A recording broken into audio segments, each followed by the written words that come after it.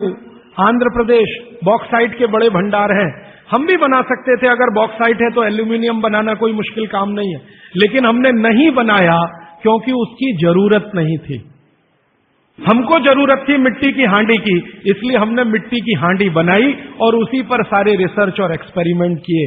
इसलिए कुम्हारों की एक पूरी की पूरी जमात इस देश में खड़ी की गई कि तुमको भैया मिट्टी के ही बर्तन बनाने हैं। माने तुमसे बड़ा वैज्ञानिक कौन? अब ये कुम्हार जो इतने बड़े वैज्ञानिक हैं इस देश के, जो मिट्टी के बर्तन बनाकर हजारों साल से दे रहे हैं हमारे स्वास्थ्य की रक्षा करने के लिए, हमने उनको नीची जाति बना दिया। हम कैसे मूर्ख लोग! वो नीचे कहां है जरा बताइए। अगर प्रेशर कुकर की कंपनी जो बना रही है प्रेशर कुकर वो ऊंचा आदमी है, तो ये कुम्हार नीचा कैसे हो गया? ये ऊंचा नीचा हमने डाल दिया इस देश में, इसी ने देश का सत्यानाश कर दिया। ये ऊंचा नीचा कुछ तो अंग्रेजों ने डाला, कुछ अंग्रेजों के पहले जो मुसलमान थे उन्होंने डाला, और कुछ अंग्रेज और मुसलमानों के जाने के बाद हम काले अंग्रेजों ने इसको ऐसा पक्का बना दिया कि कुम्हार इस देश में बैकवर्ड क्लास है। जो सबसे बड़ा वैज्ञानिक काम कर रहा है मिट्टी के बर्तन बना बनाकर आपके माइक्रो न्यूट्रिएंट्स को, आपके सूक्ष्म पोषक तत्वों को कम नहीं होने देने के लिए मिट्टी का सिलेक्शन करता है। वो आपको मालूम है हर एक मिट्टी से बर्तन नहीं बनते। एक खास तरह की मिट्टी है वही बर्तन बनाने में काम आती है, और एक खास तरह की मिट्टी है जो हांडी बनाती है, दूसरे खास तरह की मिट्टी में कुल्हड़ बनता है, तीसरे खास तरह की मिट्टी में कुछ और बनता है।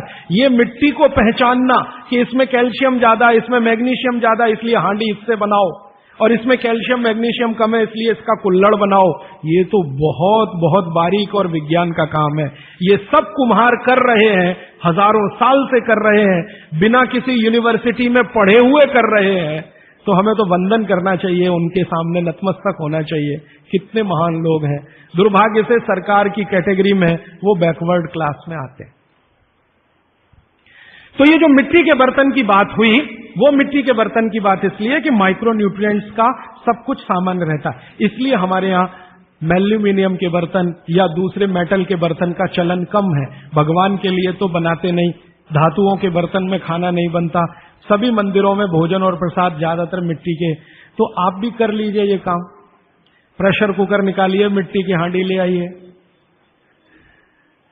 तो आप कहेंगे जी दाल देर में पकेगी, सिद्धांत ही वही है दाल का, तो जो देर में खेत में पकी है वो देर में घर में भी पकेगी। तो आप बोलेंगे फिर टाइम मैनेजमेंट कैसे होगा? मैं आपको सरल बता देता हूं। दाल को हांडी में रख के चढ़ा दीजिए, बाकी सब काम करते रहिए, घंटे डेढ़ घंटे में पक जाएगी। उतार लीजिए, फिर खा लीजिए। घंटे डेढ़ घंटे में आपके झाड़ू पोछा, दूसरे बर्तन साफ करना, कपड़े साफ करना, या जो भी काम करना है, पढ़ना लिखना, बच्चों को पढ़ाना, वो करते रहिए, वो दाल पकती रहेगी। ये है भागवत जी का सूत्र कि ऐसा भोजन नहीं करना जो बनाते समय, पकाते समय सूर्य के प्रकाश से वंचित हो और पवन के स्पर्श से वंचित हो।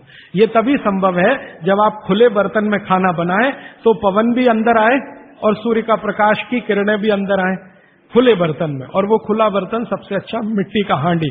आप कहें जी मिट्टी की हांडी के बाद अगर कोई चीज है तो हमारे यहां एक मेटल बनता है जिसको आप लोग कहते हैं एलॉय है, कांसा। कांसा आपने सुना है, शायद देखा भी हो किसी के घर में। तो दूसरा सबसे अच्छा माना जाता है कांसा, तीसरा सबसे अच्छा माना जाता है पीतल। अब ये कांसे और पीतल में भी हमने काम कर लिया कि अरहर की दाल को कांसे के बर्तन में पकाएं तो उसके सिर्फ 3% माइक्रो न्यूट्रिएंट कम होते हैं, 97% मेंटेन रहते हैं।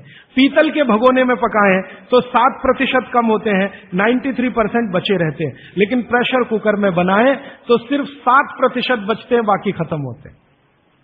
अब आप तय कर लीजिए, आपको लाइफ में क्वालिटी चाहिए तो आपको मिट्टी की हांडी की तरफ ही जाना पड़ेगा। क्वालिटी ऑफ लाइफ की अगर बात आप करेंगे, माने जो खा रहे हैं वो पूरे शरीर में पोषकता दे, ये लाइफ की क्वालिटी की बात आप करेंगे तो मिट्टी की हांडी की तरफ ही जाना पड़ेगा। माने भारत की तरफ वापस लौटना पड़ेगा, इंडिया से। अभी हम हैं इंडिया में, जो बनाया अंग्रेजों ने, या बना दिया अमरीकियों ने। इस इंडिया से निकल के भारत की यात्रा करनी पड़ेगी। और मैंने पिछले 1-2 वर्षों में ये बातें गांव-गांव में कहना शुरू किया है, तो इसका परिणाम पता है क्या, कि कुम्हारों की इज्जत बढ़ गई है गांव में। गांव वाले समझते हैं कि ये तो कोई बड़ा काम कर रहे हैं हमारे लिए। और मैं मानता हूं कि मेरे व्याख्यान की अगर कोई सार्थकता है तो वो ये कि कुम्हारों की इज्जत इतनी बढ़ जाए कि वो पंडितों के बराबर आ जाएं, क्योंकि वो किसी से नीचे नहीं है, क्योंकि वो किसी से छोटे नहीं है। भले वो मिट्टी के बर्तन बना रहे हैं, बहुत वैज्ञानिक काम वो कर रहे हैं। और मजे की बात कि वो हांडी बना के आपको 20-25 रुपए में ही दे रहे हैं, प्रेशर कुकर तो 250-300 रुपए का है। और सबसे मजे की बात कि ये हांडी जब खत्म होगी, माने इसकी लाइफ पूरी हो जाएगी, तो ये हांडी फिर मिट्टी में मिल जाएगी और फिर वही मिट्टी से हांडी बन जाएगी। दुनिया में ऐसी कोई वस्तु नहीं है। प्रेशर कुकर के बारे में तो नहीं कह सकते आप, बायोडिग्रेडेबल है। तो आप कोशिश करें अपने घर में थोड़ा परिवर्तन करें। अब मैं आखिरी बात जो आज की कह रहा हूं वो ये, मैंने पिछले 2 वर्षों में मैं होम्योपैथी की भी चिकित्सा करता हूं। तो बहुत सारे पेशेंट मुझे फोन करते हैं, राजीव भाई ये। तो मैंने कुछ पेशेंट को खास कर कहा कि देखो भैया, आपको मैं कोई दवा नहीं दूंगा। तो कहने लगे फिर बीमारी कैसे ठीक होगी? मैंने कहा एक ही काम करो, मिट्टी की दाल खाना शुरू करो, मिट्टी की हांडी में रखी हुई दाल खाना शुरू करो। चावल खाना है तो मिट्टी की हांडी का। कहने लगे राजीव भाई कौन करेगा ये सब? मैंने कहा आपकी बीवी करेगी या आप करोगे? अगर जिंदगी चाहिए तो झक मार के आप करोगे, नहीं तो अमेरिका जाओ, कनाडा जाओ, जर्मनी जाओ, लाखों रुपए खर्च करो, फिर भी झक मार के वापस आओ, डॉक्टर कहेगा इलाज नहीं।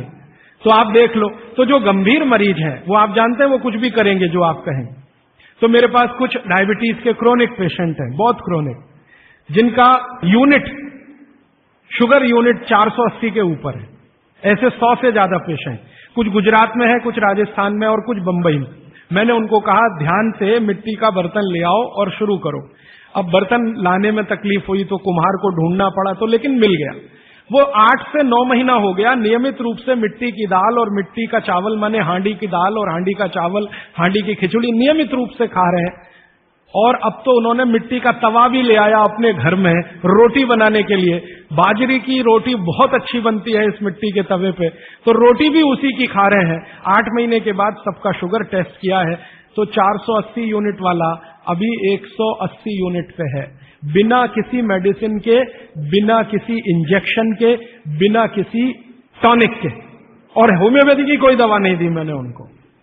कुछ लोगों को ज्यादा परेशान थे, दवा भी दो, उनको प्लेसिबो दे दिया। प्लेसिबो समझते हैं? खाली गोली, दवा नहीं डाली। तो पेशेंट को लग रहा है कि मैं दवा खा रहा हूं, दवा खा के अच्छा हो रहा हूं। मुझे मालूम है कि वो कोई दवा नहीं है, वो प्लेसिबो है, वो अच्छा हो रहा है उस मिट्टी की दाल खा के, मिट्टी का चावल खा के, मिट्टी की खिचड़ी खा के। रिजल्ट ये है। तब मैंने मान लिया कि बागवट सच में महान आदमी थे।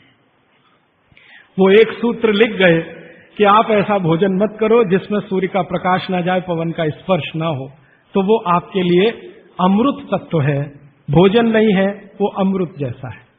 ये एक सूत्र पूरा होता है, 8:30 का समय हो गया है। आगे कल दूसरा सूत्र, तीसरा, ऐसे कर करके जो सबसे जरूरी 15 है वो पहले बताऊंगा और उसके आगे बढ़ता जाए। आभार, धन्यवाद।